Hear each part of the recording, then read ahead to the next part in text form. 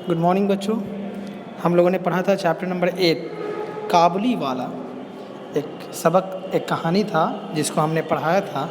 आज उसी लेसन यानी उसी सबक का क्वेश्चन आंसर और उसके जो भी एक्सरसाइज है वो मैं आप लोगों से शेयर कर रहा हूँ। तो देख रहे हो, सबसे पहले आपके स्क्रीन पर नज़र आता होगा। सबसे पहला मल्टीपल चॉइस क्वेश्चन है कि दर्ज झील सवालात के सही जवाबात पर सही का निशान लगाइए। तो मैं इसका आंसर बताता हूँ। पहला क्वेश्चन है काबुली वाले का क्या नाम था। ए है भोला, रहमत, सुबोध, बाबूजी। तो इसका ऑप्शन नंबर बी सही है, यानी काबुली वाले का नाम रहमत है। क्वेश्चन नंबर 2 है कि काबुली वाले के कंधे पर क्या था। तो काबुली वाले के कंधे पे मेवे का थैला था।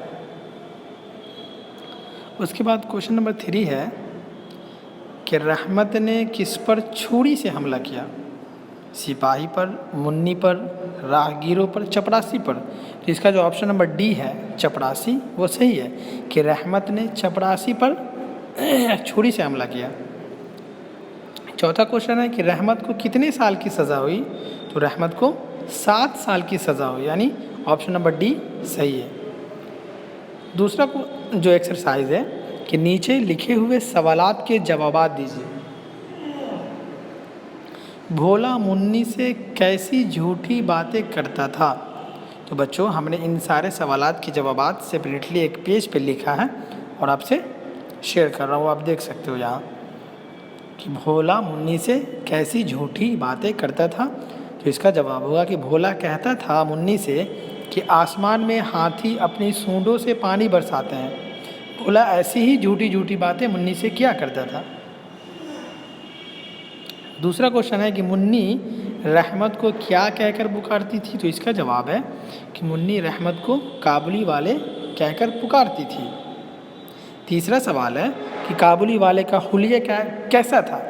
तो काबुली वाले का हुलिया फ़कीराना था। क्वेश्चन नंबर 4 है कि मुन्नी काबुली वाले की किस बात पर खूब हंसती थी। तो इसका जवाब होगा कि काबुली वाला जब कहता था कि मुन्नी ससुराल जाओगे तो मुन्नी पलटकर कहती थी कि तुम ससुराल जाओगे। तब मुन्नी खूब हंसी थी, उसे बहुत हंसी आती थी। पांचवा सवाल है कि रहमत को 2 सिपाही क्यों बांध कर लिए जा रहे थे। इसका जवाब है कि रहमत ने चपरासी पे छुरी से हमला किया था, जिसकी वजह से 2 सिपाही उन्हें बांध कर लिए जा रहे थे। क्वेश्चन नंबर 6 है कि काबुली वाला मुन्नी को अपनी झोली से क्या दिया करता था। तो इसका जवाब होगा कि काबुली वाला मुन्नी के लिए मेवा लाता था और उसे अपने झोली से निकाल कर देता था। क्वेश्चन नंबर 7 है कि रहमत जब जेल से वापस आया तब क्या हुआ। तो इसका आंसर है कि रहमत जब जेल से आया तब मुन्नी की शादी होने वाली थी। 7 साल गुजर गए थे, मुन्नी बरी हो गई थी, उसे बहुत सहम सा गया। क्वेश्चन नंबर 8 है काबुली वाला मुन्नी के लिए मेवा क्यों लाता था। तो इसका जवाब हो कि काबुली वाला मुन्नी के लिए मेवा इसलिए लाता था क्योंकि मुन्नी जैसी उसकी भी अपनी बेटी थी। अब इस सवाल के बाद, इस एक्सरसाइज के बाद दूसरा जो एक्सरसाइज है वो है दर्ज झेल जुमलों को पढ़िए। दर्ज झेल जुमलों को पढ़िए और सही या गलत का निशान लगाइए।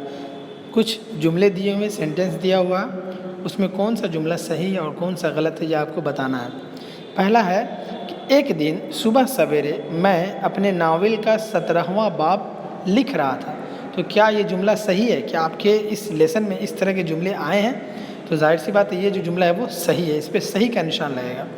दूसरा जुमला है रहमत और मुन्नी की उम्र में कोई फ़र्क नहीं था। ये गलत जुमला है, बल्कि रहमत और मुन्नी की उम्र में बहुत फ़र्क था। तो इस पर गलत का निशान रहेगा। तीसरा जुमला है हर साल जब जाड़े का मौसम शुरू होने लगता तो रहमत अपने वतन जाने की तैयारी करता। ये भी सही है। 14 जुमला है कि एक दिन मैं अपने कमरे में बैठा पढ़ रहा था कि अचानक गली में बड़ा शोरगुल सुनाई दिया।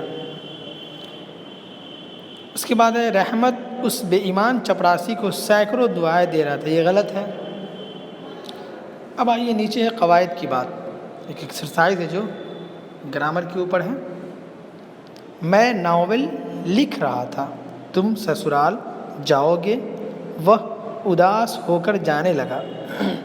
ऊपर लिखे हुए जुमलों में मैं, तुम और वो इस्म की जगह इस्तेमाल किए गए हैं। वो अल्फाज जो बजाय इस्म के इस्तेमाल किए जाते हैं ज़मीर कहलाते हैं। यानी ऐसा अल्फाज जो इस्म के बदले में इस्तेमाल हो उसे हम ज़मीर कहते हैं। इसलिए ऊपर लिखे हुए जुमलों में क्या है, मैं, तुम और वो, ये सारे के सारे ज़मीर हैं।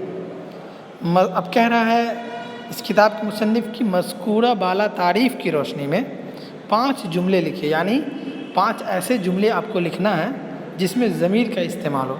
जैसे